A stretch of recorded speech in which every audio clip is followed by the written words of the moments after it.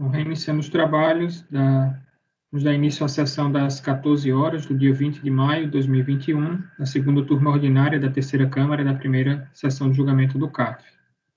Nós temos a solicitação de sustentação oral em dois itens da pauta, o item 110 e o item 133.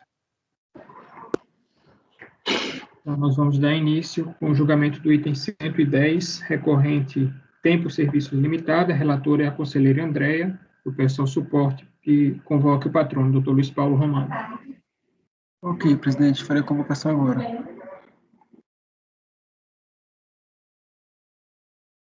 Só esclarecendo para alguém que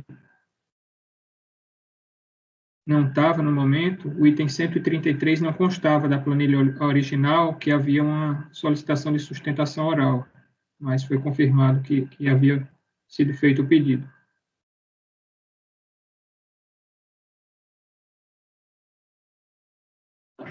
Patrono convocado, presidente. Obrigado.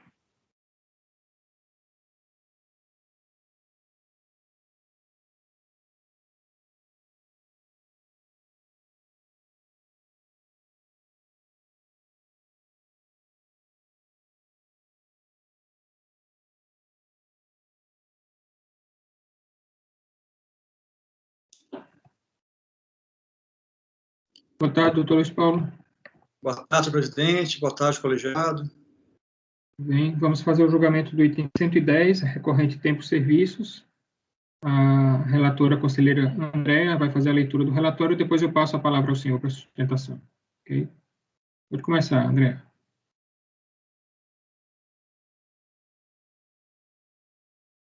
Seu áudio está fechado, Andréa. Novamente, vamos lá. Tratam os autos de declarações de compensação transmitidas com base em crédito decorrente de saldo negativo de RPJ, apurado no exercício 2006, 1º de janeiro de 2006 a 29 de setembro de 2006. No despacho decisório, consta que o direito creditório foi utilizado para compensar débitos declarados em 9 perdecontos. O despacho decisório não homologou as compensações declaradas, tendo em vista que as parcelas de composição do crédito confirmadas, retenção na fonte, não foram suficientes para apuração do saldo negativo do período. Dando prosseguimento ao rito do PAF, o sujeito passivo apresentou manifestação de conformidade com suas razões de discordância. Destaco os seguintes pontos. Apresentou documentação no intuito de comprovar as retenções na fonte informadas no PDComp, com demonstrativo de crédito, mas que não foram confirmadas no despacho decisório.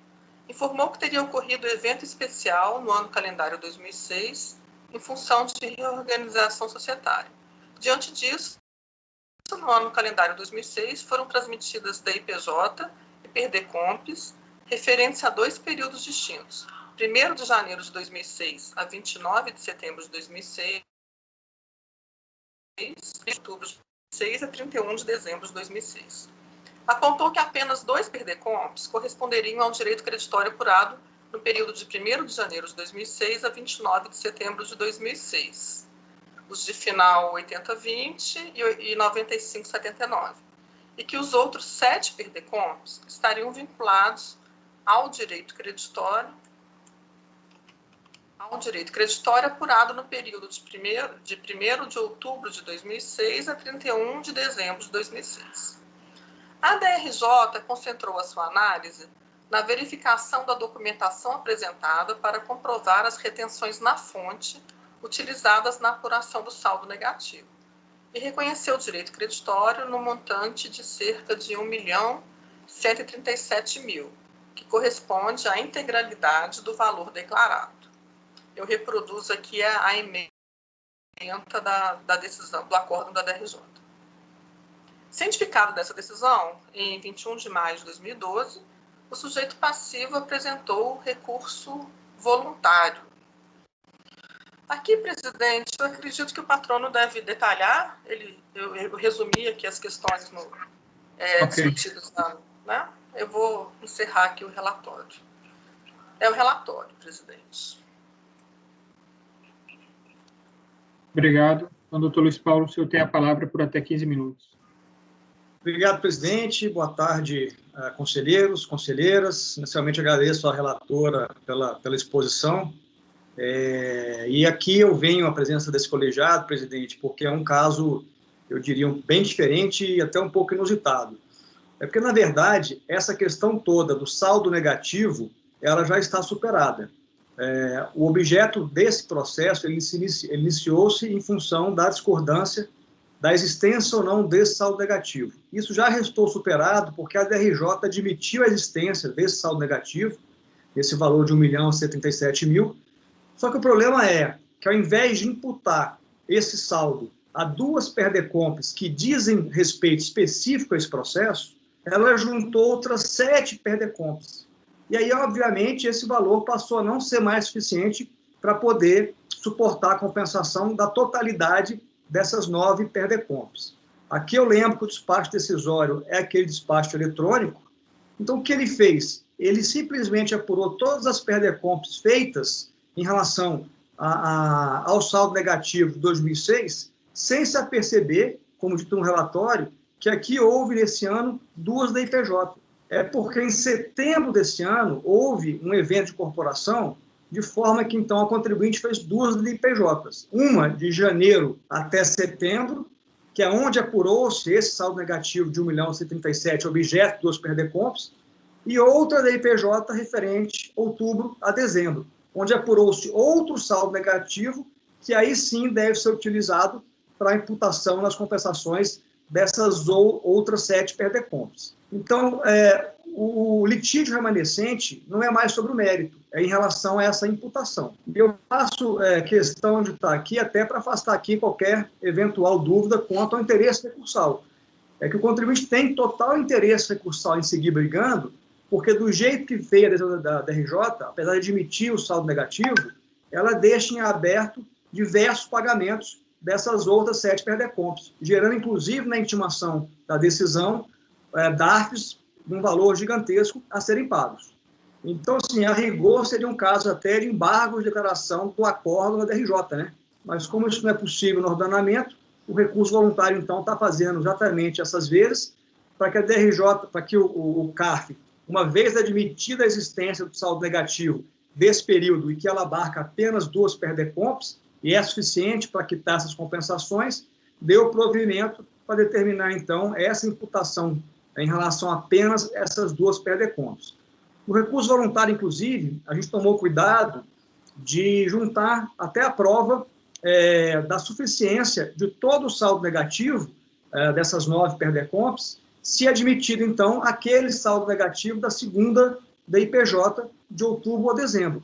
Então, também, se o colegiado entender por bem, ou se entender necessária o exame dessas outras 7, no processo só os elementos de segurança, certeza, liquidez, certeza, da possibilidade de compensação dessas 9. Então, com essas breves considerações, e aqui também ficando à disposição do colegiado, caso haja alguma dúvida fática, a gente pede o provimento para esse específico fim dessa imputação desse saldo negativo a apenas 2 perdecompes, que são efetivamente as únicas objeto desse processo administrativo. Muito obrigado, presidente. Uma boa tarde para todos. Ok, obrigado. Então, passo a palavra. André, só uma... Não, pode começar. Pode começar? Só que eu tinha visto assim, que existe aquele dispositivo que permite a superação da nulidade quando for possível dar provimento ao recurso, né? Entendi. Mas Não sei se seria... abordo a questão assim, né? Eu acho que seria interessante, né? Sim. Então, vamos lá. Preliminar, nulidade parcial do acórdão da DRJ. Tratam os autos de decompes transmitidas com base em crédito decorrente do saldo negativo de RPJ, apurado no exercício 2006, 1º de janeiro de 2006 a 29 de setembro de 2006. O direito creditório foi integralmente confirmado no acórdão da DRJ. Dessa forma, o objeto da controvérsia se refere apenas à divergência apontada pela contribuinte quanto ao período de apuração do direito creditório relativo à parte dos perdecompes objeto da decisão proferida no despacho decisório. Encontram-se vinculados ao direito creditório objeto dos autos 9 perdecompes. Desde a manifestação de conformidade, a contribuinte aponta que no ano calendário 2006 teria ocorrido um evento especial, decorrente de reestruturação societária, ocorrido em 29 de setembro de 2006. Diante disso, teria transmitido DIPJs e DECOMPs referentes a 2 períodos no mesmo ano calendário. Enfatiza que o direito creditório pleiteado nos autos referente a 1º de janeiro de 2006 a 29 de setembro de 2006 seria utilizado para compensar apenas os débitos declarados nas DECOMPs de final 8020 e aqui me perdi, 9579, eu acredito. E que as outras 7 DECOMPs se referem ao outro período, 1º de outubro de 2006 a 31 de dezembro de 2006, e teriam sido objeto do processo de final 2009-30. Desse modo, defende que o direito creditório reconhecido seria suficiente para homologar integralmente os débitos declarados nas DECOMPs já citadas. Pela análise dos autos, verifica-se que, junto com a manifestação de inconformidade, foram apresentados diversos documentos que poderiam corroborar as alegações da interessada, de que teria havido um evento especial que levou à transmissão obrigatória de 2 DECOMPs, de modo que foram transmitidos no ano calendário 2006 2 conjuntos de PERDECOMPs, referentes a períodos de apuração diferentes. Segue a descrição destes documentos. Instrumento particular de alteração do contrato social da Tempo Serviços Limitada, documento 8, com data de deliberação ocorrida em 29 de setembro de 2006, com informações sobre a ocorrência do evento especial de corporação. Cópia das 2 DIPJs apresentadas no ano calendário 2006, sendo que uma abrangeu resultados apurados até 29 de setembro de 2006 e a outros resultados correspondentes ao restante do ano calendário. Cópia dos novos PERDECOMPs relacionados na decisão do despacho decisório, com informações sobre o período de apuração do crédito pleiteado. Adicionalmente, o próprio despacho decisório continha a informação de que o período de apuração do crédito corresponderia a 1º de janeiro de 2006 a 29 de setembro de 2006. Aí eu reproduzo aqui parte do despacho. Logo, apesar de ter sido analisada a documentação relativa à retenção na fonte e, consequentemente, ter sido reconhecido integralmente o direito creditório objeto dos presentes autos, constata-se que houve omissão da DRJ em apreciar as alegações relativas aos períodos de apuração do crédito, a que estavam vinculados cada PERDECOMP, o que configura o cerceamento do direito de defesa. Dessa forma, deve ser declarada de ofício a nulidade parcial da decisão recolhida.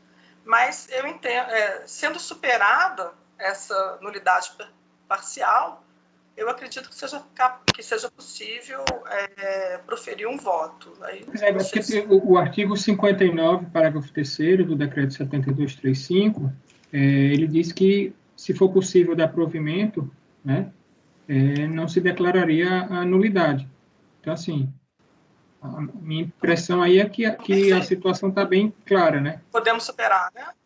Maravilha. Então, não sei se alguém no colegiado discorda desse posicionamento. O Ricardo quer falar, eu acho. Pode falar, Ricardo. Não tô pelo que eu estou entendendo aqui, a relatora está colocando uma omissão por falta de análise de retenção na fonte. Não. Apesar de ter sido analisada a documentação da retenção, ter sido reconhecida pelo menos, o direito creditório objeto do presente já constata-se que houve omissão em apreciar as alegações relativas ao período de apuração do crédito. Aqui está tá. Ela apresentou 7 DECOMPs, todas relativas ao ano calendário de 2006, né? Mas o que o contribuinte diz as 2 primeiras se referem ao período anterior ao evento especial, e as 5 subsequentes ao período posterior ao evento especial. E a decisão, né, o despacho decisório tratou dessas 2, só que, a partir daí, se consideraram as 7 declarações como referentes a esse período anterior ao evento especial. Eu fui induzido ao erro, até porque eu vi aqui que ela fala que o direito creditório pleiteado nos autos. Onde é que ela falou isso? Ela falou que tem aqui, encontro-se vinculado ao direito creditório objeto dos autos, 9 DECOMP. Não faz sentido, né? Na verdade, o direito creditório é só o deste primeiro período. Então, são só 2 DECOMPs. É um direito Só que a creditório para decisão- cada período, né, no mesmo ano calendário. Então, foi por isso que eu me equivoquei. Achei que ela estava fazendo uma análise É que a decisão, Ricardo... do crédito ainda. Mas tudo bem, já entendi. É que a decisão, Agora, Ricardo, abrangeu esse ponto. só para dizer, aquele ponto que você fala que enfatiza que o direito creditório pleiteado nos autos estaria, aliás, encontros vinculados ao direito creditório objeto dos autos, 9 decomp. Na verdade, não, né? O direito creditório objeto dos autos só tem 2 decomps. Mas a decisão abrangeu as 9. É esse que é o erro. Entendeu? A decisão, esse direito creditório até setembro, a decisão, ela envolveu os 9 perdecompes, quando deveria ter envolvido só 2. A questão é exatamente essa. Tudo bem. A decisão, aí no caso, eu entendi de forma equivocada, mas vamos em frente. Eu posso melhorar a redação, mas é isso. Gustavo, você quer falar alguma coisa? Voto, então? Só o Gustavo, eu acho que queria falar alguma coisa aí. Presidente, só uma dúvida, porque é o seguinte, beleza, está bem claro, até olhar as decomps, realmente há a discriminação dos períodos. A parte decisória, quer queira, quer não, vinculou. Enfim, ele se posicionou sobre todas as decomps que estão mencionadas aqui, as 9. Como que seria a nossa decisão? Porque a gente não pode dar provimento para determinar uma homologação, porque o saldo negativo aqui é só das 2. Mas se a gente falar só sobre isso, há um risco considerável de ninguém analisar as outras decomps mais. Mas aí não é assim. A minha proposta foi de nulidade, para poder resolver lá embaixo. Eu também fiquei preocupada com isso. Porque o problema é esse. A diligência não dá. A DRF, quando ela decide sobre todas as decomps. A gente fala, não, estamos homologando as 2 aqui, beleza, resolve o problema dessas 2. Mas e as outras 7? Que estão no despacho decisório? Mas aí, Gustavo, desculpe, mas acatando a nulidade parcial do despacho decisório, essas 7 saem, e aí as consequências, vai ter homologação tácita, se não vai, a DRE vai ter que analisar lá embaixo. Mas tem outro processo que não foram analisadas e que tem que ser analisadas. Mas ok, mas se houve homologação tácita, se tem crédito, se não tem crédito, é um outro problema. Não é essa a minha preocupação. A minha preocupação é de alguém achar que sobre ela houve uma decisão e acabou, e morrer aqui.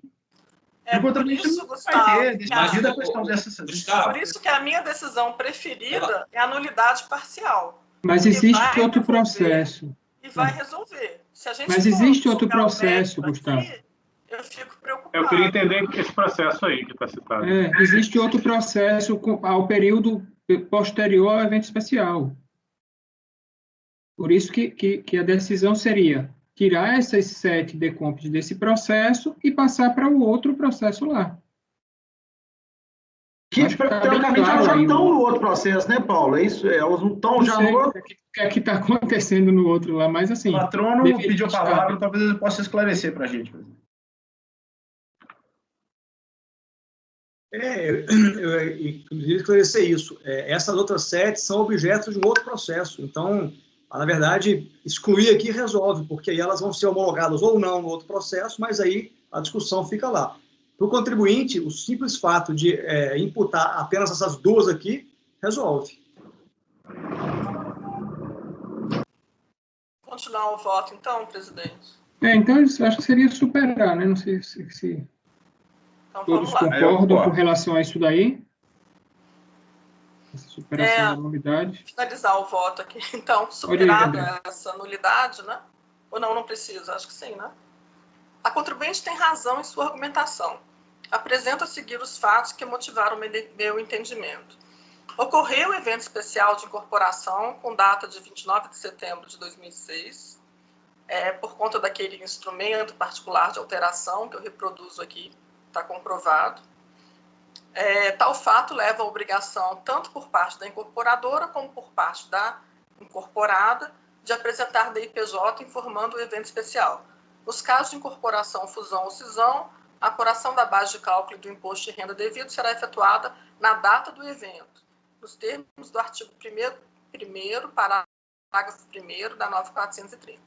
A contribuinte apresentou 2 DIPJs no ano calendário 2006, sendo que uma abrangeu resultados apurados até 29 de setembro de 2006, data do evento de incorporação, e a outra os resultados correspondentes ao restante do ano calendário. Reproduzo aqui a tela das DIPJs. O período de apuração do crédito, saldo negativo de RPJ, é informado na decompte final 8020, como sendo 1º de janeiro de 2006 a 30 de setembro de 2006. Importa destacar que essa declaração contém um demonstrativo do crédito utilizado pelo conjunto de declarações objeto do despacho decisório. Não consta dos autos documento contendo informação expressa sobre o período do crédito para a decompte final 9579. No entanto, nestes casos, o sistema SCC considera o mesmo período informado na declaração de compensação que contém o demonstrativo do crédito utilizado pelo grupo de perdecompes, ou seja, 1º de janeiro de 2006 a 30 de setembro de 2006. Ressalte-se que esta informação está de acordo com o alegado pela interessada para esta declaração. O período de apuração do crédito, saldo negativo de RPJ, informado nas outras 7 declarações de compensação, é 1º de outubro de 2006 a 31 de dezembro de 2006. Eu coloquei um exemplo aqui de um dos perdecompes. Desta forma, constata-se que o despacho decisório alocou ao direito creditório objeto dos autos, que se refere ao período de 1º de janeiro de 2006 a 30 de setembro de 2006, a integralidade dos perdecompes que tem por objeto crédito apurado no ano calendário 2006, incluindo os já mencionados 7 perdecompes, que se referem ao período de 1º de outubro de 2006 a 31 de dezembro de 2006. O quadro trazido pela contribuinte no recurso voluntário ilustra perfeitamente a situação das DECOMP analisadas. Reproduzo aqui o quadro. Portanto, fica demonstrado, conforme alegado pela interessada, que 7 perdecompes vinculados no despacho decisório ao crédito apurado no período de 1º de janeiro de 2006 a 29 de setembro de 2006 estavam vinculados, de fato, ao direito creditório apurado no período de 1º de outubro de 2006 a 31 de dezembro de 2006. Diante disso, voto em dar provimento ao recurso voluntário para a. Determinar que os 7 perdecompes, que têm por objeto crédito decorrente de saldo negativo apurado no período de Aqui está errado o período de apuração, né? Seria 1º de outubro de 2006 a 30 de dezembro de 2006. Sejam realocados para o processo de final 2009-30, que trata do crédito tributário apurado nesse período de apuração. Homologar as compensações declaradas nos 2 perdecompes até o limite do crédito reconhecido no acórdão da DRJ, que foi de R$ 1.137.330. É como voto. Uma coisa, essa versão, então você está lendo uma outra versão, né? Essa versão está na página? Não, continua a página. Na página seguinte, Sérgio. Na página seguinte. Ela superou a nulidade. Na página Perfeito? Eu acho que seria interessante só você fazer referência, André, ao artigo 59, parágrafo 3º. Tá, no início, né? No início da segunda parte, né? Dizendo, sendo artigo possível... 59, porém, da 9430, Paulo? Do PAF. Não, do decreto 7235. Do PAF, né? Tá. Eu mandei prontinho no seu WhatsApp, dá uma olhada. Não entendi, Fabiano. Tá baixo, Fabiano. Eu tô com... É muita roupa aqui. Eu mandei para a Andréia já um trechinho que eu tenho pronto sobre a nulidade esperável pela média. Pronto. Obrigada, Fabiana. Então é isso. Então, todos de acordo com a solução? Acordam os membros do colegiado, por unanimidade de votos, em superar a nulidade parcial da decisão recorrida e em dar provimento ao recurso voluntário nos termos do relatório e voto da relatora. Ok? Obrigado, doutor Luiz Paulo. Obrigado, presidente. Boa tarde a todos. Nós temos outro pedido de sustentação oral, né, que não estava previsto inicialmente na planilha, mas foi confirmado aqui pela DIPAGE. O item 133, recorrente INDAC, Indústria, Administração e Comércio. O relator é o conselheiro Gustavo. Então, peço ao apoio que convoque o patrono. Doutor Leandro José. Farei a convocação agora. Obrigado. Sérgio, eu peço desculpas. Eu achei que tivesse ficado claro que estava continuando. Não, isso é falta de costume meu de sessão. Desculpa. Mas eu também, no primeiro momento, eu não vi, mas aí eu estava embaixo, eu vi, gente, mas que a Andréia a mesma coisa.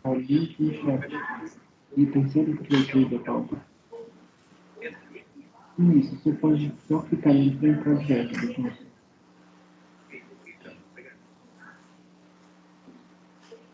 Patrão convocar, presidente.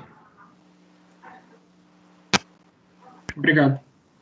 Em relação ao áudio, pessoal, melhorou o meu áudio ou está cortando? Está funcionando? Melhorou, eu estou no navegador agora. Me propuseram que usasse o navegador para testar. Parece que é melhor do que o aplicativo. Boa tarde, doutor Leandro. Olá, boa tarde, tudo bem? Tudo bom? Nós vamos fazer o julgamento, então, do item 133 da pauta, recorrente em DAC Administração, relator ao conselheiro Gustavo. Ele vai fazer a leitura do relatório e depois eu passo a palavra ao senhor. Ok. Bom, peço só que mantenha o microfone desligado enquanto o relator faz a leitura do relatório. Vou começar, Gustavo. Boa tarde, doutor. Quando feitas duas declarações eletrônicas de compensação, por meio das quais a hora recorrente pretende a compensação de crédito oriundo de fonte, incidente sobre valores recebidos a título de JCP, com débitos de mesma natureza. O valor cuja recuperação se pretende alçar a monta de R$ 1.900.000 e seria utilizado para a quitação de débito descrito na DCTF do primeiro trimestre de 2004, com um período de apuração fixado para a primeira semana de janeiro de 2004. O crédito seria exigido do ano de 2003, tá? No meio do despacho decisório, manual, a unidade de origem, não obstante reconhecer o direito creditório, deixou de homologar a compensação transmitida pela empresa, ao argumento de que semelhante encontro de conta somente seria admissível caso o contribuinte tivesse promovido antes do encerramento do exercício de 2003. Calcando suas considerações as disposições do artigo 668, parágrafos 1º e 2º do regulamento de 99. Em sua defesa apresentada, a interessada sustentou a sua pretensão de início numa interpretação menos restritiva dos preceitos do artigo 9º da Lei 9.249. Passo seguinte, defendeu que, quanto ao IRF, devido em face do creditamento de juros sobre capital propilizado em dezembro de 2003, seu vencimento se daria no dia 7 de janeiro de 2004, ela poderia, até esta data, apresentar o respectivo pedido de compensação que foi feito, ao menos quanto ao decômpito final 768. Em relação ao decômpito final 320, que teria sido transmitido após a data do vencimento da obrigação atinente ao fonte, afirmou e trouxe documentos para se demonstrar que efetuou o respectivo recolhimento com os encargos oratórios de prazo. Neste caso, esclareceu que, inclusive, iria promover a retificação do seu TPJ para incluir o crédito escrito nesta declaração na apuração anual do ERPJ, a fim de aproveitá-lo na composição de eventual saldo negativo. Pediu, portanto, e finalmente, a procedência de sua impugnação e homologação exclusivamente na decômpito final 768. O Estado de se pronunciar sobre o caso da RJ não se manifestou sobre a desistência relativa à decômpito acima e, no mais, encampou os argumentos pendidos pela unidade de origem. Daí a emenda. A empresa foi cientificada e interpôs seu recurso em que reprisou ipsis literis as razões de sua manifestação de conformidade. E esse é o relatório, presidente. Ok, obrigado. Doutor Leandro, o senhor tem a palavra por até 15 minutos. Ok, prezados conselheiros, prezado relator, presidente, boa tarde e demais que assistem à sessão. O objeto do presente processo fiscal, então, foi a não homologação da DECOMP sob o argumento de que somente poderiam ser efetuadas durante o período de apuração em que houve a retenção. O contribuinte, como colocado aí no relatório, no ano calendário de 2003, teve crédito de JCP sobre o qual foi retido o imposto de renda retido na fonte, utilizado em PER-DECOMPS. A decisão recorrida adotou interpretação equivocada relativamente ao direito de compensar o imposto de renda retido na fonte incidente sobre o JCP, recebidos com aqueles retidos nos pagamentos de idêntica natureza. No caso, não existe controvérsia quanto ao direito à compensação de imposto de renda retido na fonte por ocasião do recebimento de juros sobre o capital próprio, com o imposto retido quando do pagamento dos mesmos aos respectivos acionistas. A divergência reside na interpretação do artigo 668 do Regulamento do Imposto de Renda de 99 e artigo 9º da Lei 9.249 de 95 e diz respeito ao momento em que pode se dar a compensação. Tendo o contribuinte recebido juros sobre o capital próprio e exercido a faculdade prevista no caput do artigo 9º da Lei 9.249 de 95, pagamento de JCP, temos como incontrovérsia a realização da hipótese de incidência, cujos efeitos jurídicos, no que interessa a presente controvérsia, são incidência de imposto de renda retido na fonte, a alíquota de 15%, o imposto de renda retido na fonte será considerado antecipação do devido na declaração no caso do beneficiário ser pessoa jurídica tributada com base no lucro real. No caso do beneficiário ser pessoa jurídica tributada com base no lucro real, o imposto de renda retido na fonte pode ser compensado com o retido por ocasião do pagamento de JCP. Observa-se que não existe controvérsia acerca da incidência da regra do artigo 9º da Lei 9.249 de 95, mas o fisco reconhece apenas os efeitos dos parágrafos 2º e 3º e desconsidera o disposto no parágrafo 6º do mesmo artigo. A norma é clara, havendo pagamento e recebimento de JCP, o contribuinte pode compensar o imposto de renda retido na fonte que deve recolher relativamente ao pagamento com aquele que teve retido por ocasião do recebimento. Assim sendo, considerando que os juros sobre o capital próprio foram creditados no dia 30 de dezembro de 2003 e que a legislação dispunha que o recolhimento do imposto de renda na fonte deveria se dar até o dia 7 de janeiro de 2004, para que não seja mitigado o disposto no parágrafo 6º do artigo 9º da Lei 9.249 de 95, a contribuinte podia transmitir, como de fato transmitiu, a DECOMP até 7 de janeiro de 2004. Ademais, as obrigações acessórias inerentes ao exercício do direito contido no parágrafo 6º do artigo 9º da Lei 9.249 podem ser cumpridas até a referida data, como foi. Evidente, pois, que a interpretação esposada no acórdão, combatido o desrespeito aos efeitos do referido parágrafo 6º do artigo 9º da Lei 9.249, na medida em que, tendo até o dia 7 de janeiro de 2004 para recolher imposto de renda retido na fonte, nesse mesmo prazo podia, por força do mencionado parágrafo 6º, compensá-lo com IRF retido quando do recebimento dos juros sobre o capital próprio, fazendo-o com transferência via a declaração de compensação. A possibilidade de compensação do imposto de renda sobre juros de capital próprio até o seu vencimento é objeto de reiteradas decisões do CARF, conforme citados tanto no recurso quanto nos memoriais apresentados recentemente. Então, resta por demais evidente que a DECOMP pode ser transmitida até a data do vencimento do imposto de renda retido na fonte, como foi o caso da compensação, cuja homologação foi negada pela decisão recorrida, que ora se requer a reforma. Por todo exposto e por mais demonstrado na impugnação e nas demais peças processuais, espera o contribuinte, ora recorrente, que o presente recurso seja admitido, conhecido e provido, reformando-se a decisão recorrida. Era isso, presidente e senhor relator. Obrigado, Leandro. Algum esclarecimento? Pode ir ao voto, Gustavo. O recurso tempestivo, conheço. A questão debatida neste colegiado que se há neste próprio CARF não é nova e, por isso mesmo, não desafia maiores digressões. Antes, contudo, de nos reportar as razões de direito necessárias à apresentação de uma solução ao caso, é preciso firmar de antemão algumas premissas fáticas. Eu coloco aí da delimitação da lide, dos aspectos fáticos quanto aos quais não há litígio. Primeiramente, como destacado no relatório acima, o objeto da lide é tão só a compensação final 768, já que, tal qual se extrai da manifestação de conformidade apresentada, a interessada pagou o débito objeto na declaração final 320 e limitou explicitamente seu pedido à DECOMP final 768. Outro sim, agora, voltando apenas à DECOMP que permanece em litígio, o despacho decisório de Forestais foi substancialmente claro ao afirmar que o fonte, cujo crédito se pretende utilizar, não foi aproveitado no ajuste e que mais estaria comprovado pelos informes e DIF apresentados. Veja, aí eu reproduzo.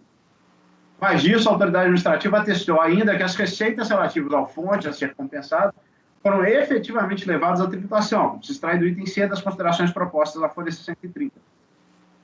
Por fim, também se encontra estampado no despacho de destilha, afirmado pelo contribuinte e confirmado pela DRJ, que, ainda que o débito tratado do DECOMP objeto deste tenha efetivamente vencimento em janeiro de 2004, ele se refere ao ano calendário de 2003, dezembro.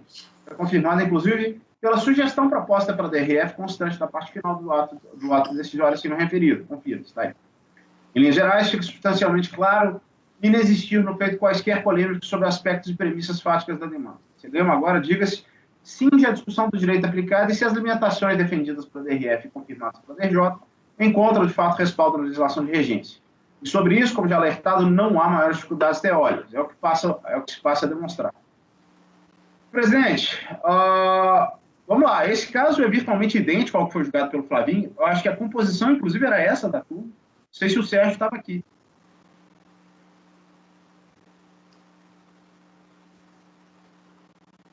Nessa sessão? Nessa reunião? Não. Perdão, aí ficou difícil. Enfim, eu não sei, vocês querem que eu leia? Porque ela é realmente idêntica ao caso do Flávio. A nossa interpretação, Sérgio, sobre o artigo 9 é de que, pelo menos foi firmada nesse precedente do Flavinho, que eu estou confirmando aqui, é que não há uma limitação temporal para a apresentação do pedido de compensação quanto a esse tipo de crédito. Que seria impossibilidade você pretender compensar um crédito de 2003, por exemplo, valor creditado de JCP que tenha gerado um fonte de 2003, com um débito de JCP, também de fonte de JCP, de 2004. Ou seja, seriam períodos distintos. Aí ele teria que realmente se socorrer, quando muito, para ajuste. Pelo menos essa é a posição mais ou menos assente na jurisprudência do CARF e também que foi defendida pelo Flavinho. A diferença é que, nesse caso, tem um plus. E no caso do precedente do Flavinho, a Perdecomp foi apresentada após o vencimento do fonte. Aqui não. A Perdecomp, que está em litígio, ela foi apresentada no dia, na data do vencimento. E aí tem, inclusive, decisões do CARF que são explícitas nesse sentido. Olha, não, pode ser, você tem que ser no mesmo período, salvo no caso em que o vencimento se tem em janeiro e tal, enfim. Aí, se você apresentar a Decomp para o vencimento, você pode fazer essa compensação. Mas eu defendo, inclusive, no meu voto, e o Flávio defendeu isso também, é que você pode apresentar a Decomp qualquer momento que for, independentemente de ser ou não na data do vencimento.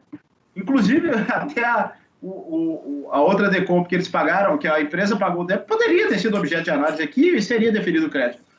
Então, em resumo, eu estou defendendo essa posição e, ao fim de contas, como eu demonstrei que todas as premissas fáticas foram dirimidas, não há dúvida quanto a elas, o reconhecimento do próprio direito creditório está posto nos autos pela própria DRF, eu estou dando provimento, não estou só afastando o óbice, não. Estou dando provimento para reconhecer o direito creditório pretendido e determinar a homologação da compensação na descrita. Vocês entendem prudente ler o voto, presidente? Alguém, assim, eu estou confortável para votar, mas... Eu também. Gustavo, deixa eu só uma ponderação lá no seu voto, que eu acho que é importante.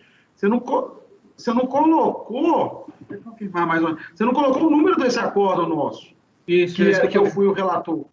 Alguém não? Só citou a ementa.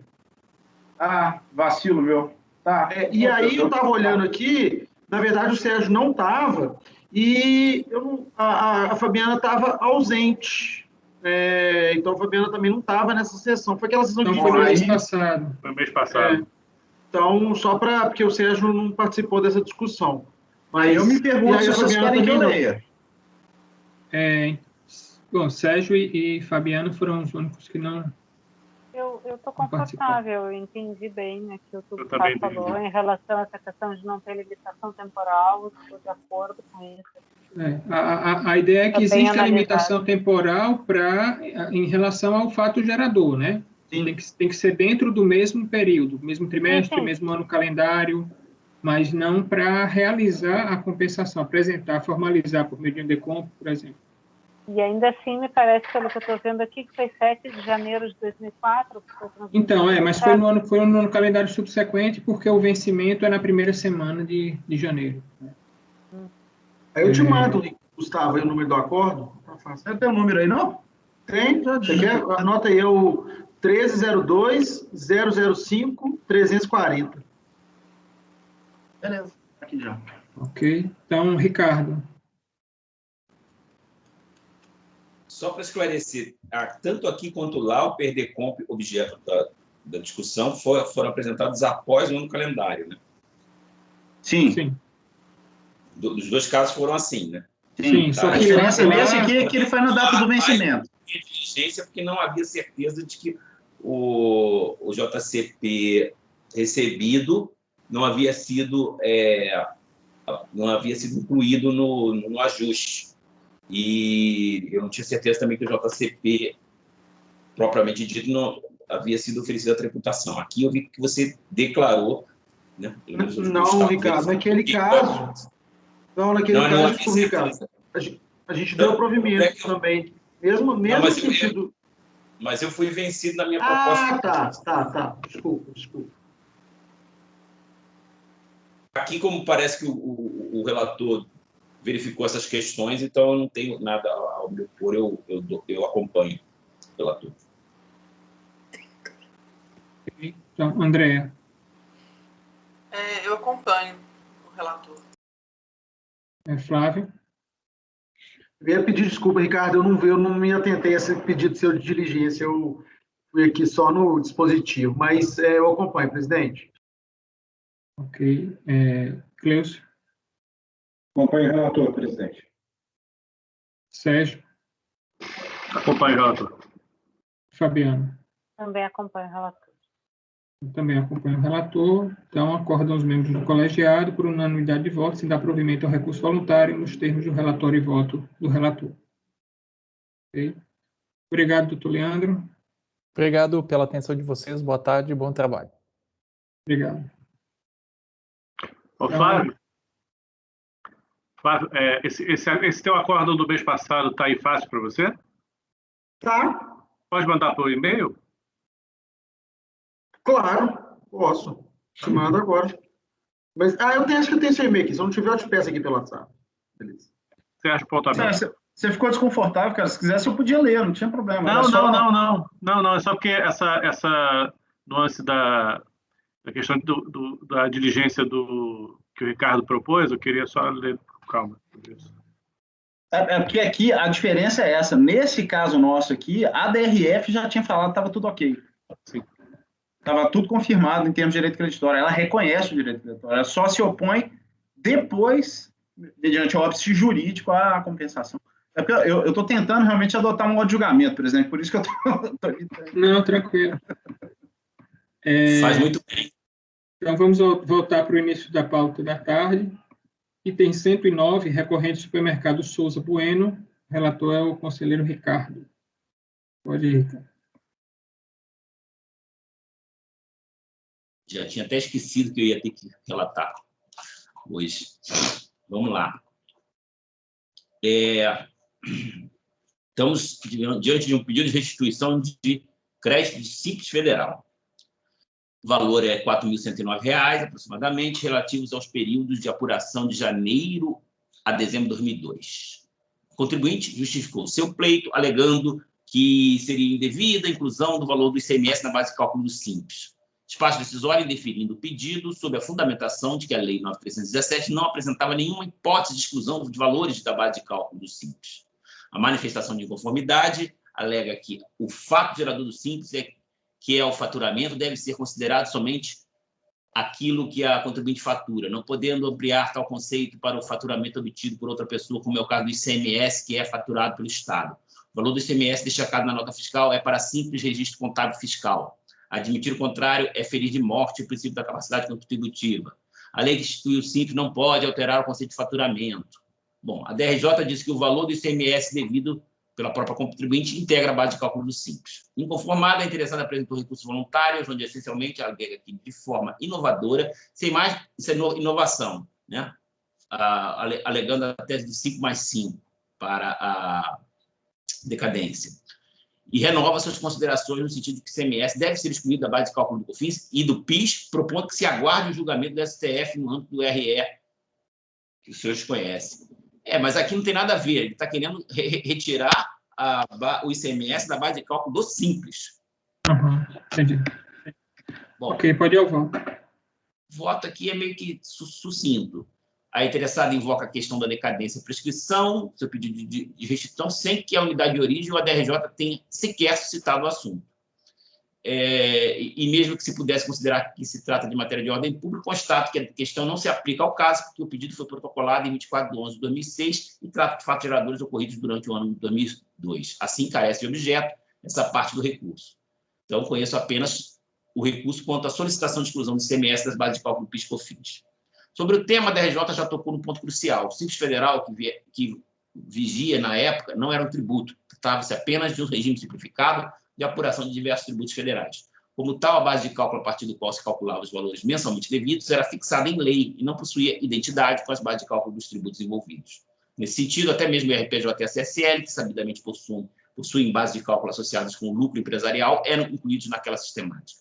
Naturalmente, as parcelas dos valores devidos, que eram rateadas a título desses tributos, invariavelmente se afastavam daquilo que seria apurado se houvesse a rigorosa aplicação dos correspondentes alíquotas sobre o lucro mensalmente apurado. O raciocínio também se aplica ao PIS/COFINS, apesar de essas contribuições serem tributos cujas bases de cálculo na modalidade cumulativa se assemelham mais com a base de cálculo dos valores devidos mensalmente para o Simples Federal. Não há necessidade de identidade dessas bases. Isso fica mais evidente quando se percebe que a inscrição no regime era meramente optativa, veja-se aí, né, o artigo 18 da Lei 9.317. Portanto, o fato de haver qualquer resultado judicial favorável acerca da exclusão da ICMS da base de cálculo do PIS/COFINS em nada influi na apuração dos valores mensalmente devidos por aqueles que optaram pelo ingresso no regime simplificado do Simples Federal.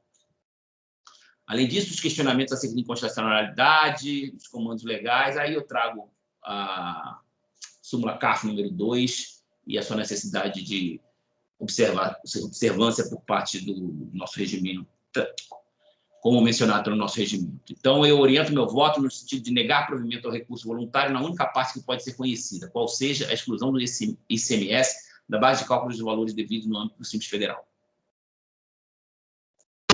Então, o relator está conhecendo parcialmente do recurso e negando o provimento em relação à parte conhecida. Alguém discorda? Então, por unanimidade de votos, negar provimento ao recurso nessa parte conhecida. Item 110 nós já votamos. Item 111, recorrente FEMA Serviços Anestésicos, relator conselheiro Flávio.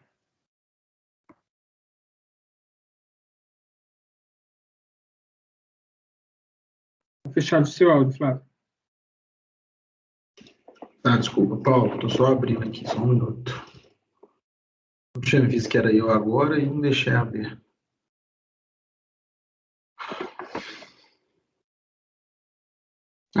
Você segue.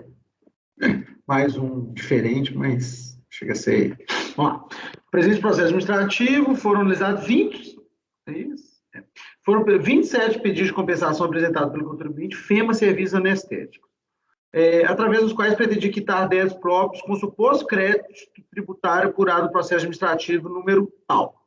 Todavia, a DRF, em análise dos pedidos de compensação apresentados, identificou que o processo administrativo em que supostamente tinha sido apurado o crédito, em verdade, tratava de processo de consulta formulado pelo contribuinte e que este questionou a administração tributária se estaria, em síntese, de acordo com sua atividade.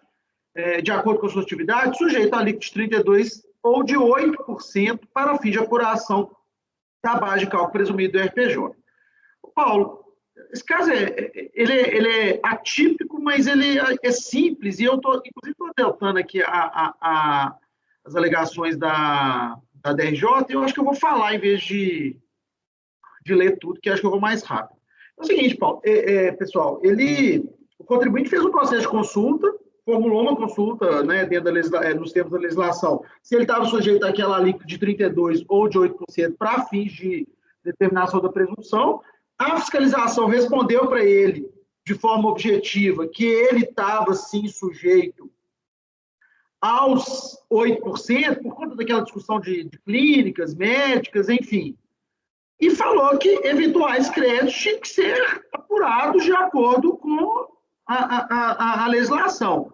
Ele pega esse processo de consulta e fala que neste processo de consulta foi dado direito creditório para ele, mas no processo de consulta não foi dado direito creditório. No processo de consulta, solucionou-se a pergunta a ele, qual a alíquota que ele estava sujeito. Ele tinha que ter feito o pedido de restituição e, posteriormente, as compensações. Então, assim, não tem como a gente deferir isso aqui. Eu estou acatando as argumentações da DRJ para negar provimento, porque não tenho crédito apurado nesse processo em que ele apontou como direito creditório. É isso, basicamente é isso. Se preciso ler, Paulo, aí fica com vocês, mas achei estranho esse caso, nunca tinha visto. Não tem como, nenhum DARF, nada, né? Não, o direito creditório indicado a perder conta é esse processo de consulta. E o despacho decisório deixa muito claro isso. Acho que, não sei, Paulo, se você quiser que eu leia, mas está bem... Mas você não teve nem perder compra, Flávio? Teve a perder compra para pagar o débito. Mas na perder compra, quando ele indica o direito creditório, ele indica o processo de consulta. Ele não tem um pedido de restituição para depois fazer a compensação, como é o... ele nem indica assim, a origem do crédito, DARF pago na data X, o valor Y. Não. É como se fosse crédito de origem de processo judicial, que tem que informar o número do processo. Ele informa o número do processo. Flávio, só assim, mas ele não precisa, na verdade, apresentar um pedido de restituição e para fazer a decompra. Ele pode apresentar uma decompra, ele poderia ter apresentado a decompra. Não, tudo bem, mas na prova de decompra ele pede a restituição, né? Ele indica o indébito. Ele teria que declarar pagamento indevido e apresentar a apuração segundo os novos critérios, né? E refazer DPJ, se tivesse em tempo. Retificar as declarações, se fosse o caso. Ele não fez nada, ele pegou o processo de consulta e que a administração fala com ele que ele está sujeito a uma alíquota e fala que ele tem crédito. Eu acho que até desconhecimento do contribuinte do trâmite. A consulta foi feita de forma correta, mas não era por aí. Com aquele processo de consulta, ele tinha que pleitear o crédito dele, o que ele não fez. Entendi. Então, o relator está propondo negar provimento ao recurso voluntário. Alguém discorda? Não? Então, por unanimidade de votos, negar provimento ao recurso voluntário. Os termos do relatório e voto do relator. Tem 112, recorrente SICAL, agenciamento de serviços. Relator também é o conselheiro Flávio.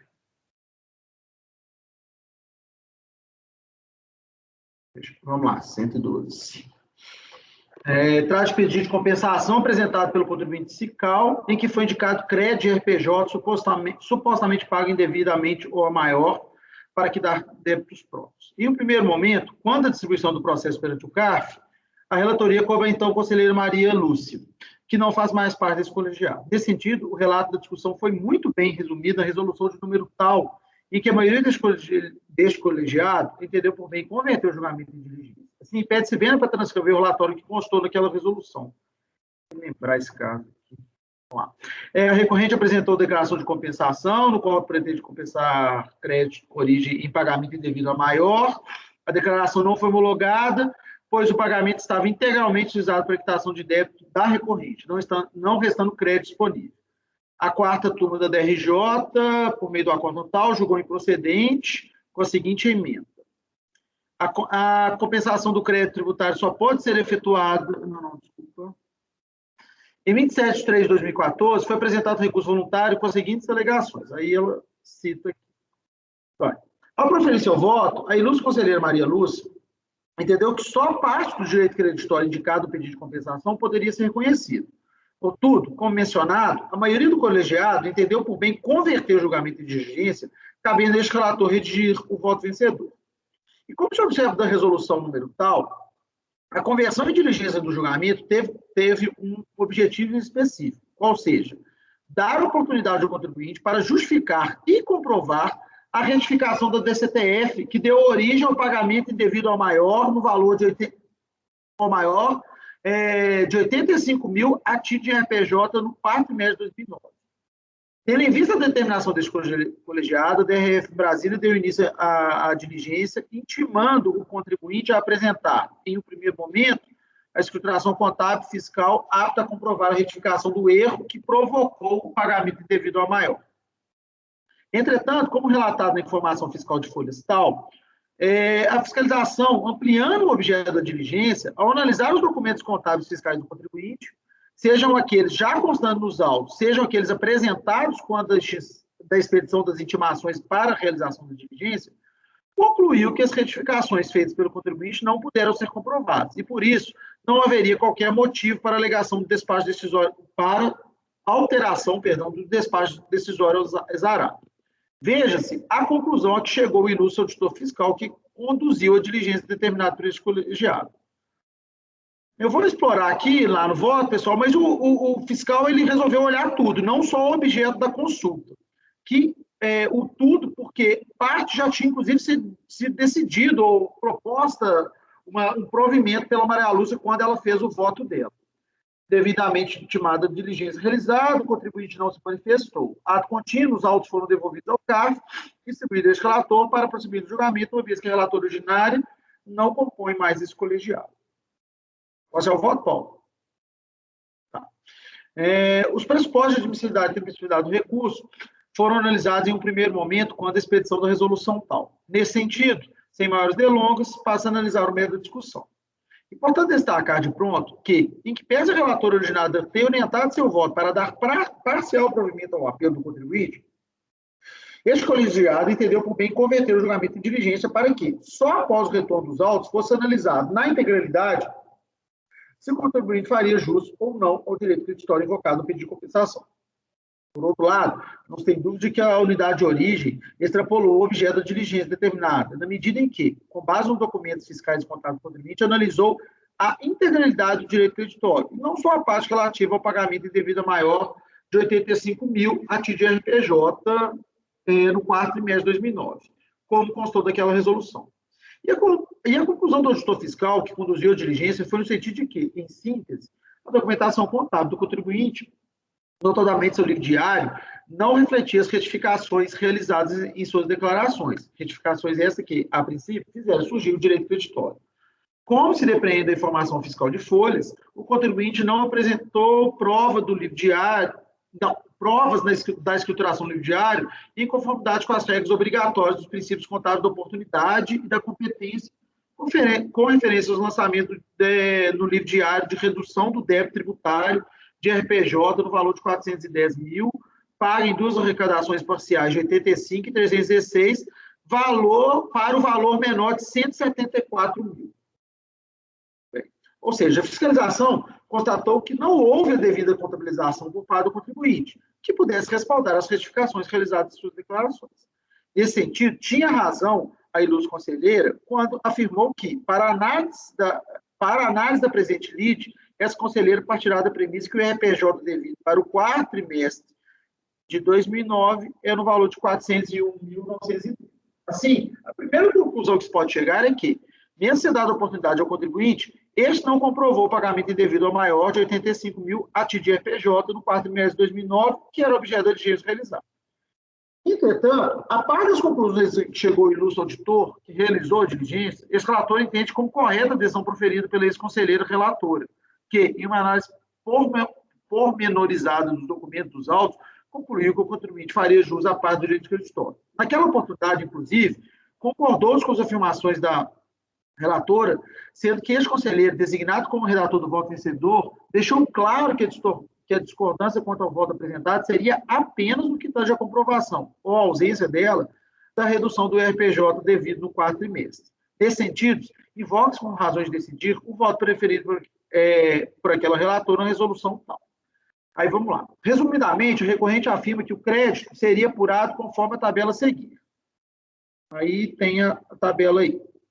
Faço análise ressaltando que o artigo 170 do CTN determina que o direito creditório só pode ser reconhecido quando presentes os requisitos, a certeza e a liquidez do crédito peritoral. No caso de pagamento a maior, é necessário verificar a correta apuração do débito, bem como as deduções e pagamentos. No presente caso, o recorrente não esclareceu o motivo que levou à redução do indébito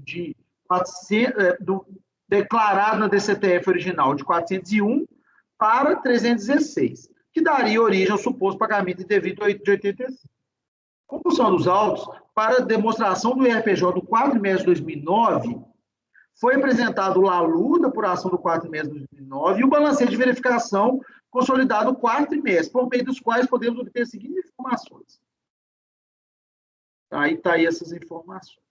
É preciso esclarecer que as declarações devem refletir a escrituração do contribuinte e seus registros apurados. O artigo 923 dispõe, aí ele fala, tá, acho que eu vou falar aqui, nesses termos, apenas a apresentação do livro... Aí eu acho que está aqui, daí porque o 85 está superado. Então, passo a analisar a compensação do IRPJ devido com o imposto de renda pelas fontes pagadas hoje IR-fonte no valor de 141 mil. Para a comprovação dos valores retidos a título de IR-fonte, a recorrente apresentou planilha relacionando todos os rendimentos de cada uma fonte pagadora para o ano calendário de 2009, bem como o relatório obtido no sistema da Receita Federal. Aí, ela cita aqui cada uma delas.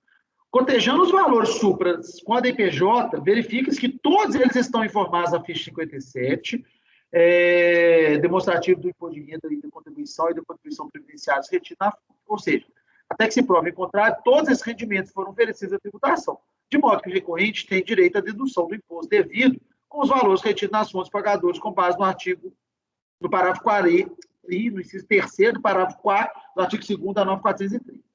Verifique-se ainda, na tabela a seguir, que os totais de rendimentos oferidos à tributação no trimestre do ano calendário de 2009, no montante de 10.298, são superiores aos totais acima apurados com base nas DIRFs apresentadas pelas fontes pagadoras. Com relação aos valores deduzidos a título de IR-fonte, de 359, constata-se que é inferior ao declarado de 368. Portanto, concluo que a recorrente faz uso da dedução do IR-fonte do valor de 141 no quarto trimestre de 2009. Diante disso, elaborei a tabela a seguir que determina o valor original do crédito, considerando o valor devido de 401 mil, declarado na DCTF originária. Tá. Aí, chega a 141. Podendo do exposto, voto no sentido de dar provimento parcial para reconhecer o direito creditório de 141 mil. E aí eu repito esse dispositivo dela, trazendo aqui com minha redação, reconhecer o direito creditório de 141 mil, homologando por consequência a compensação ante o limite de direito creditório. Bem, é isso. Eu não entendi uma coisa. Estão ouvindo? Aqui está com eco. Não, estou ouvindo. Fechado. Pelo que eu entendi, na diligência, eles verificaram, eles fizeram uma análise mais ampla do que a que foi solicitada pelo colegiado, e eles concluíram que não existia comprovação desse valor devido de 174 mil apenas. Paulo, essa diligência, eu já recebi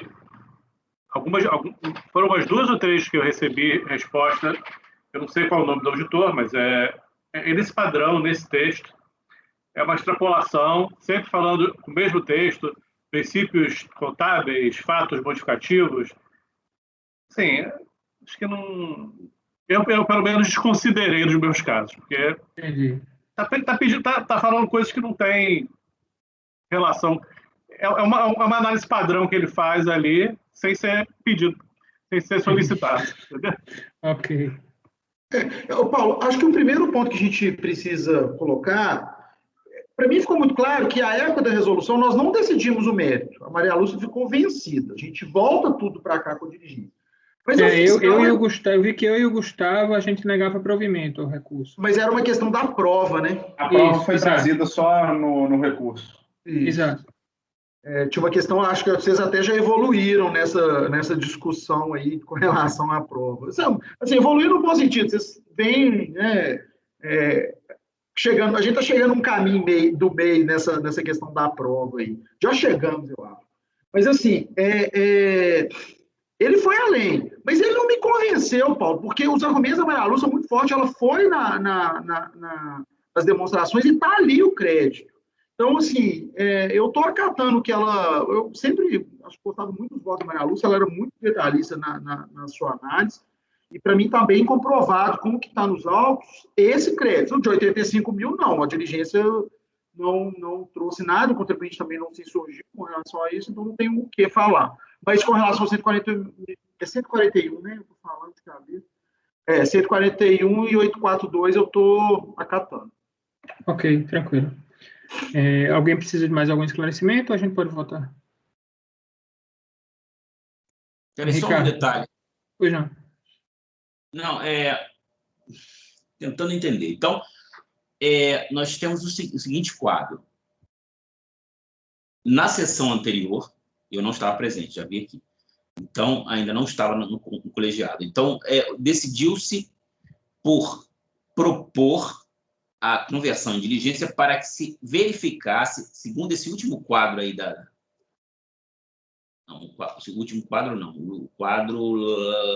esse pode ser o último quadro aí do voto da Maria Lúcia, que se verificasse apenas se aquele DARF de R$85 mil ali efetivamente foi recolhido, é isso?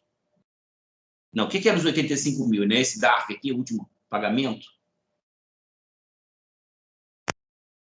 Porque ele não conseguiu comprovar o motivo da redução que ele fez nas retificações. Não tinha nos autos essa comprovação. Por isso que os 85 mil, de cara, a Maria Lúcia descartou. E a ideia era, na diligência, quando a gente propôs a diligência, foi exatamente tentar investigar esses 85 mil. E acabou não sendo comprovado. É que ele reduziu de 401 para 174, se eu não me engano. E aí ele queria essa diferença toda. E não ficava o imposto provado. de renda paga originalmente era 401, né? Que ele tinha. E aí ele reduziu para 174. Não é isso? O pedido de... Pelo que eu vi aqui, ou então... em algum momento eu vi que a diligência havia sido solicitada para verificar esses 85 mil. Não? A diligência foi para exatamente para 85 isso. mil. Só para isso, na verdade. Justifique e comprove a retificação da DCTF que deu origem ao pagamento indevido a maior de 85. Isso. Mas, segundo esse quadro aqui... Qual quadro? Esse quadro que a Maria Lúcia faz no voto dela, que é a apuração do saldo negativo do período. Ok. Não é isso? Isso. Os 85, eles aparecem ali como DARF, data da arrecadação. Mas o problema não é a arrecadação. Não, o problema não é a comprovação do pagamento, é a redução do tributo e que importaria na pagamento indevido maior desse valor de 85 mil. A questão do pagamento é confirmada, Ricardo. O problema é se ele devia isso ou não. Entendeu?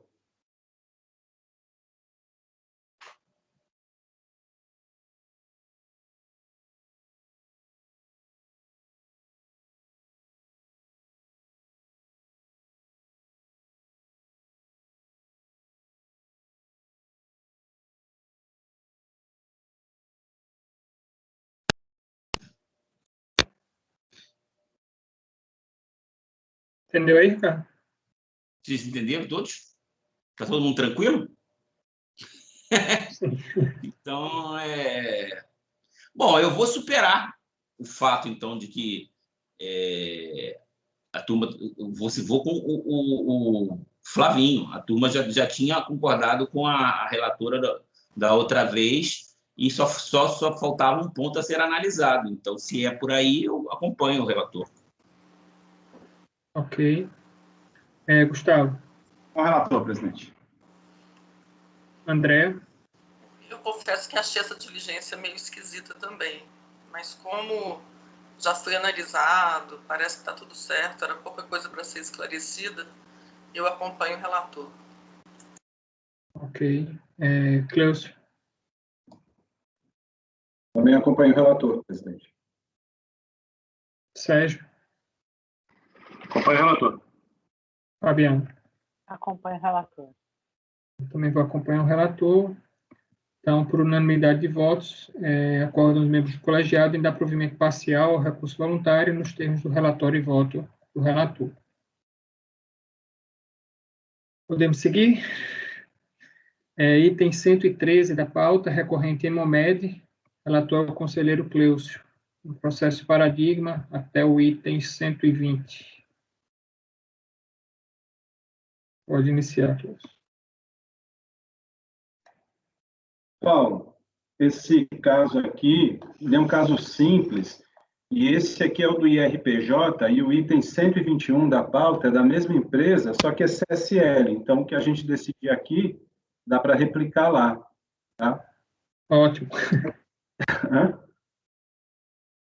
Oi, Paulo. Não, eu falei ótimo. Ah, tá. Não sei se tinha perguntado alguma coisa. E esse caso aqui é muito simples. Eu vou... Não sei se vale a pena aqui ler o voto, tá? Eu vou resumir aqui o assunto. Se todos estiverem confortáveis e de acordo, a gente prossegue. Senão, a gente precisa melhorar o voto. Mas aqui é o seguinte, essa empresa, ela pediu uma restituição de pagamento indevido de IRPJ, naquela discussão dos 32% e 8% de empresa na área de saúde, né? E ela teria pago IRPJ a mais. Ela pede a restituição, a DRJ entendeu que ela não tinha direito ao crédito, porque esse valor ela tinha utilizado em compensações anteriores. Então, foi indeferida a restituição. Até a relatora do caso foi a Andréia, aqui em Brasília, né, quando estava na DRJ em Brasília, e se entendeu que não tinha direito ao crédito. A empresa entra com recurso voluntário, contestando unicamente o seguinte, que a decisão da DRJ está equivocada porque deveria ter declarado prejudicada a defesa e não ter julgado improcedente a manifestação de inconformidade. Eu estou entendendo aqui, presidente, colegas, que não tem interesse recursal nesse caso, porque ela não teve nenhum prejuízo, ela está se insurgindo unicamente contra a expressão utilizada pela DRJ no momento de decidir. Eu não estou conhecendo do recurso, presidente, por falta de interesse recursal. É isso.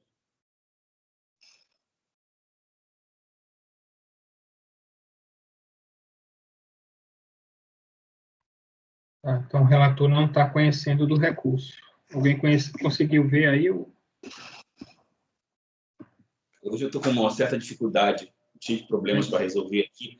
Explica rapidinho de novo para mim, Cléo, eu não entendi.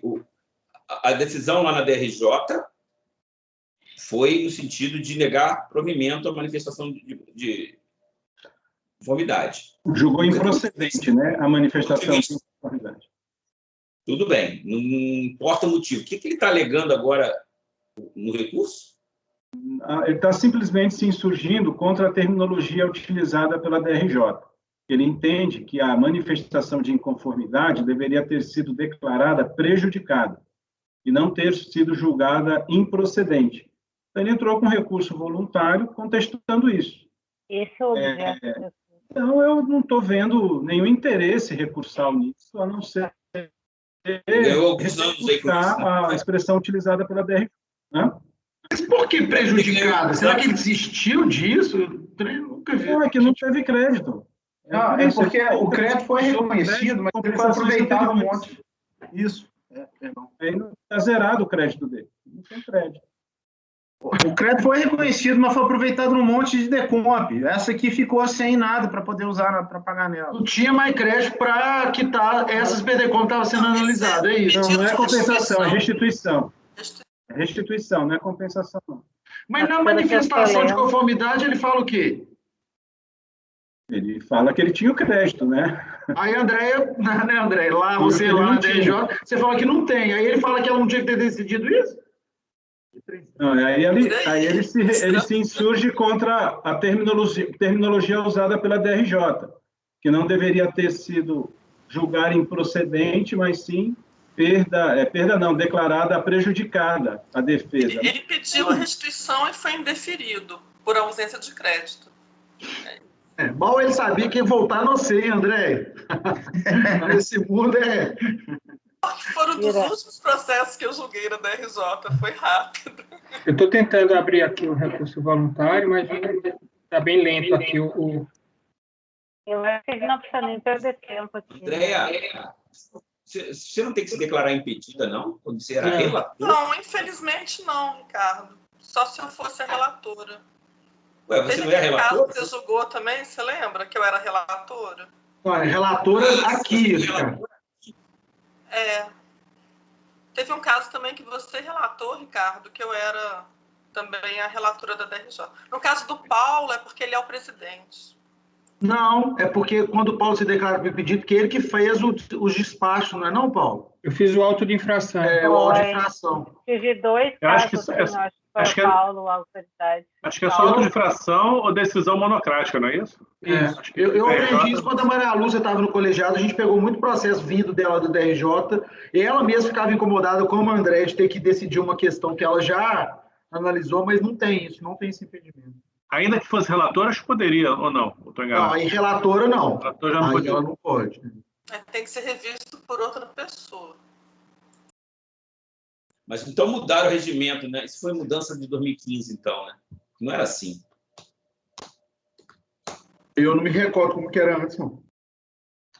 A alegação da recorrente é simplesmente que deveria ter sido considerada por perda do objeto, prejudicada por perda do objeto, posto que o direito creditório foi satisfeito pela via da compensação em procedimento administrativo paralelo. Mas o pedido Realmente dela foi para restituir.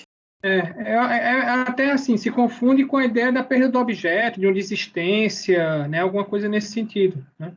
Cara, não sei, às vezes ele está assim para não parecer que ele perdeu a discussão, e aí ele...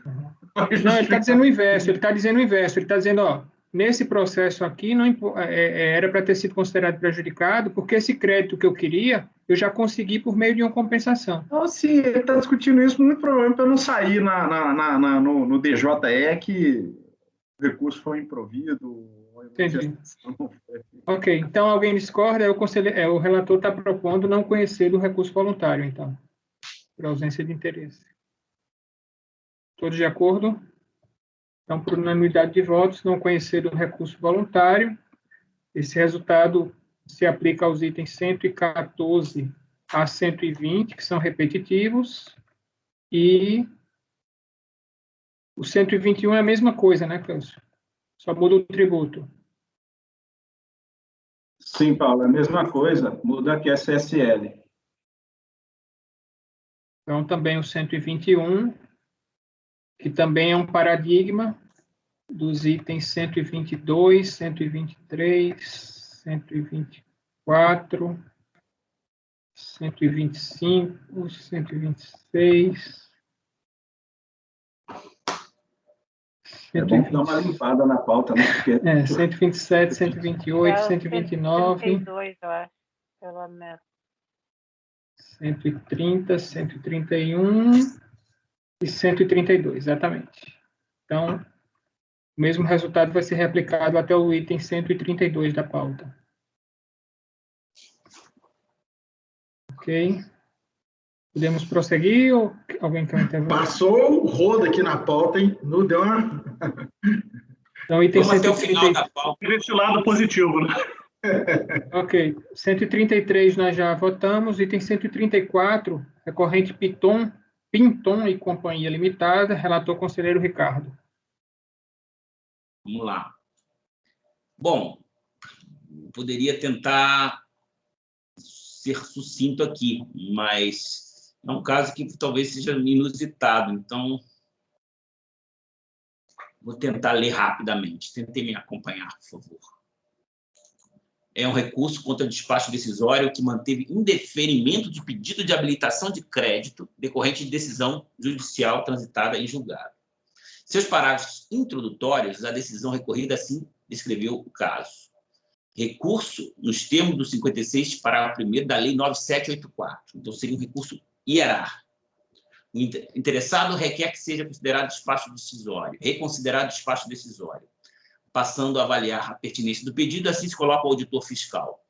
Verifica-se que o interessado solicita a habilitação de crédito tributário adquirido mediante escritura pública de cessão de direitos creditórios originalmente havidos por a Companhia Industrial do Nordeste Brasileiro, polo ativo da ação de cumprimento de sentença, processo tal da Vara Federal de Brasília.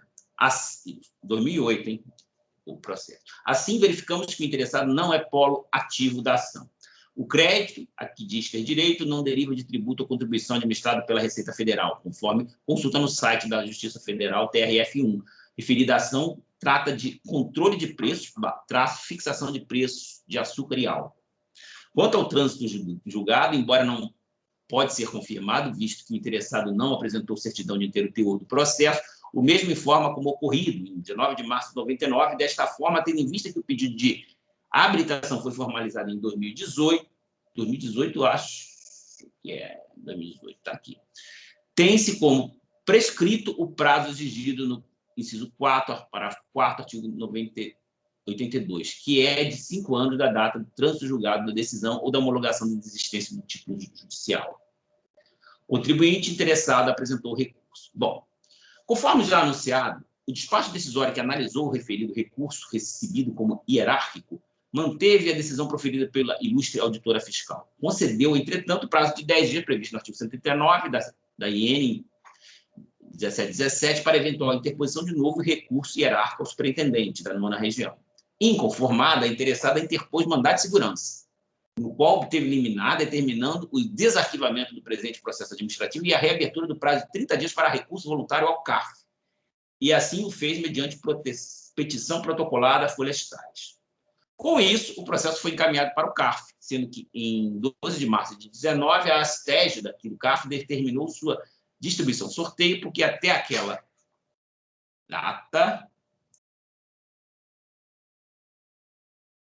não havia ainda prolação de sentença nem registro de que a liminar tivesse sido cassada via agravo de instrumento junto ao TRF4. Para além da questão fática já apresentada neste relatório, o recurso voluntário acrescenta que, 1. Os dispositivos que regulam tal recurso são os artigos 33 e 56 do Decreto 7235.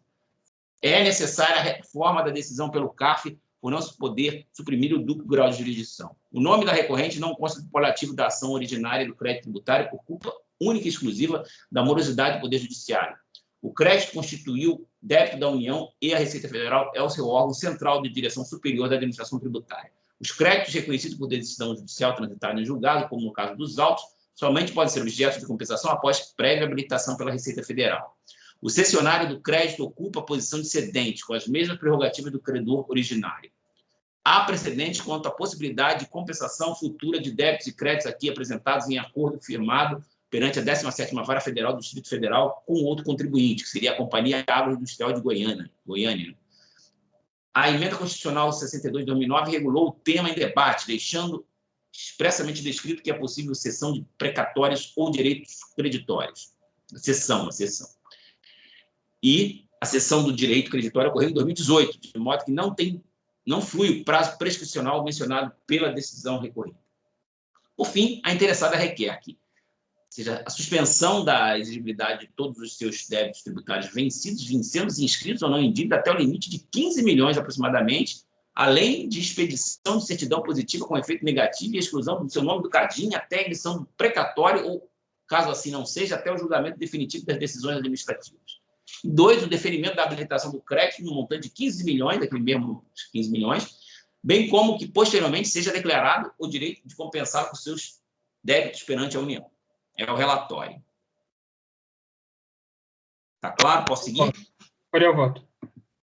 Bom, a admissibilidade do recurso voluntário foi determinada nos autos do mandato de segurança, aquele foi mencionado, com efeito, para além da liminar que havia sido concedida na data em que me o presente voto, consultei o sítio da Receita na internet da Justiça Federal do Estado do Paraná e constatei que, em 3 de junho de 2019, foi proferida a sentença ratificando-a, para que seja oportunizado a impetrante o desarquivamento do seu pedido de habilitação de crédito para assegurar o direito de interposição de recurso voluntário no prazo legal.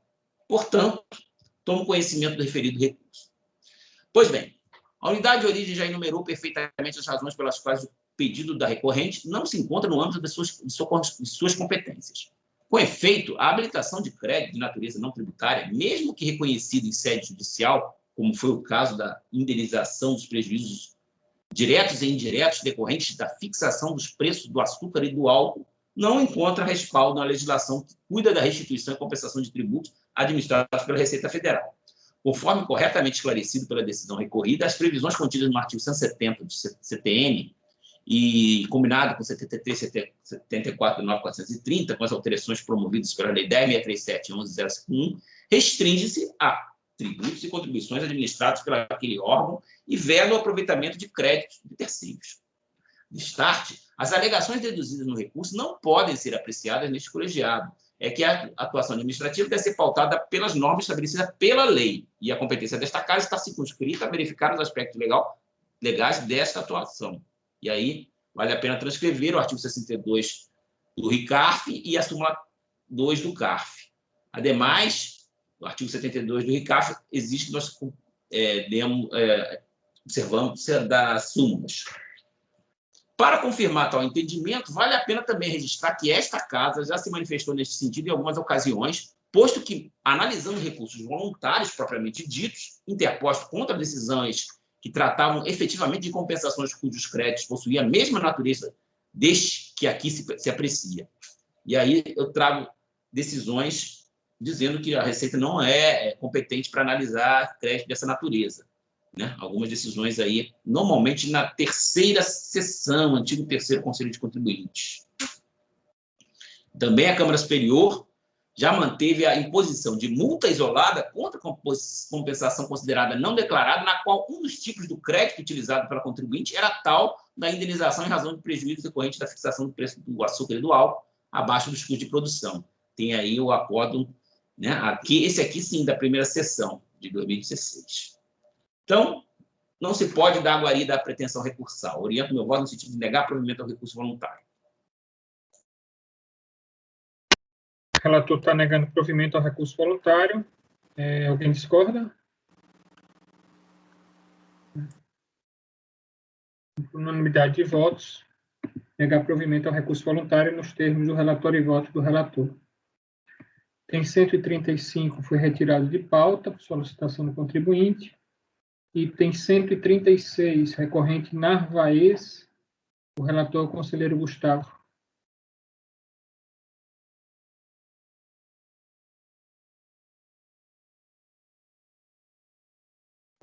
Gente, exclusão do Simples nacional por dívida.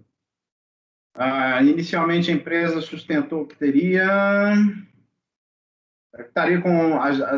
sido objeto de parcelamento, estaria com as atividades suspensas, e aí a DRJ verificou o parcelamento posterior, deu bomba.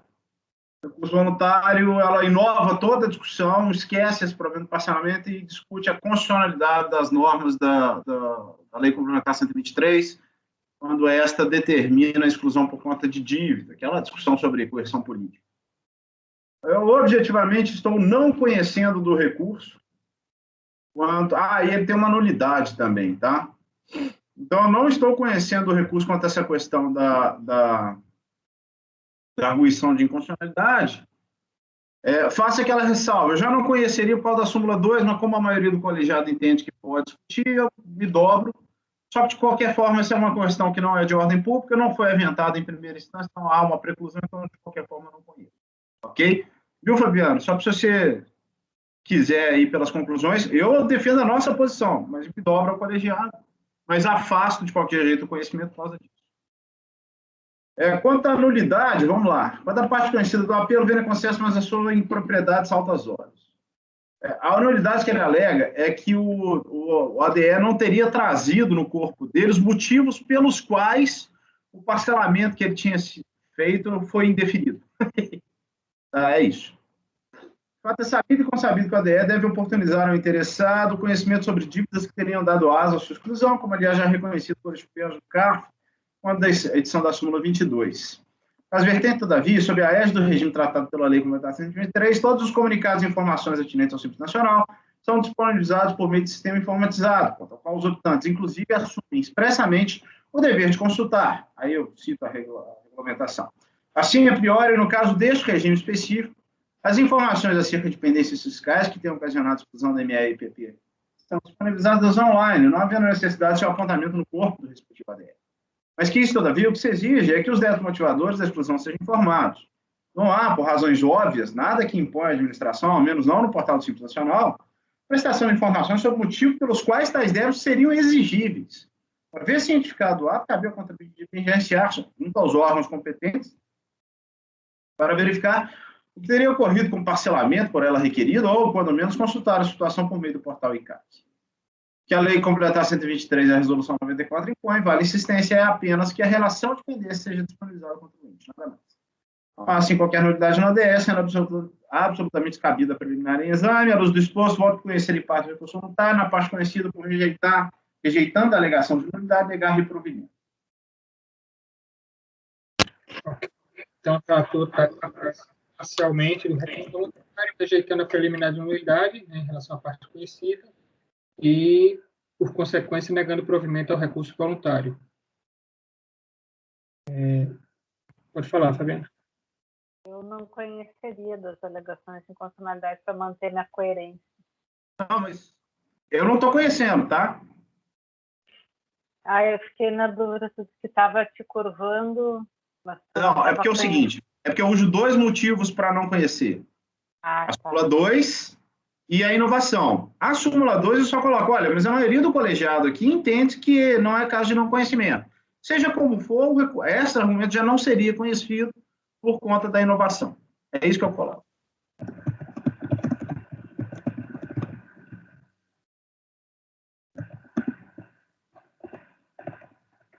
Você está satisfeita aí, Fabiana, com essa posição? Ou você? Então, alguém discorda?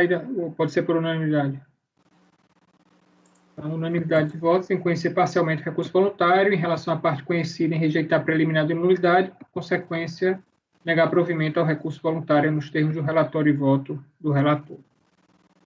E aí, o último item da pauta da tarde, recorrente Rocha e Rocha, item 137, relatora conselheira Andréa. Vamos lá. Trata-se de recurso voluntário interposto contra o acórdão da DRJ Juiz de Fora, que manteve a exclusão do Simples Nacional, efetivada pelo ADE da DRF de Florianópolis, em virtude de a contribuinte possuir débitos com a Fazenda Pública Federal, com exigibilidade não suspensa. Consta no acórdão da DRJ que, apesar de ter aderido ao PAEX, os pagamentos ocorreram normalmente até janeiro de 2014 e depois apenas as parcelas relativas a setembro a outubro de 2016 foram pagas. Vou corrigir aqui. Os valores devidos no período de fevereiro de 2014 e agosto de 2016 constam como devedores. Eu baixei esses autos em diligência, eu fui a relatora, por meio de resolução, o colegiado baixou em diligência para poder confirmar essas informações sobre o parcelamento, porque não constavam dos autos. Aí, no relatório da fiscalização, foi confirmado que, aqui, se me permite dar esse pulo, aqui na página, na folha 5,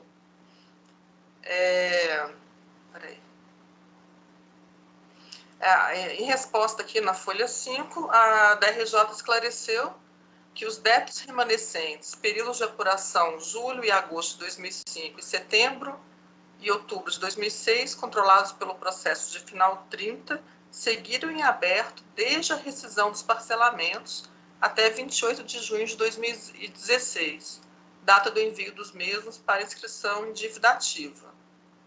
Logo, a informação prestada deixa claro que a rescisão do parcelamento por inadimplência ocorreu em 21 de junho de 2014 e que os débitos remanescentes permaneceram em aberto desde a rescisão do parcelamento até 28 de junho de 2016, data do envio dos mesmos para inscrição em dívida ativa da União.